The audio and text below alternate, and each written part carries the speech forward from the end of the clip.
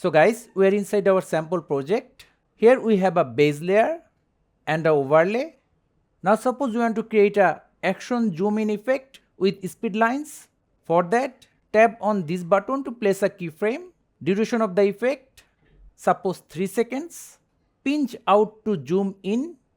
Rotate a little bit. Position it as you like.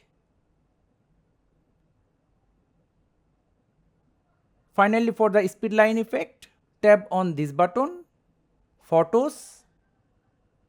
Then here we have two types of speed line overlays. You can download them from the video description. Fit to screen. Look for blending. Select lighten or screen. And if you have a white background, then the difference. And we are done. So thank you guys for watching. Have a good day.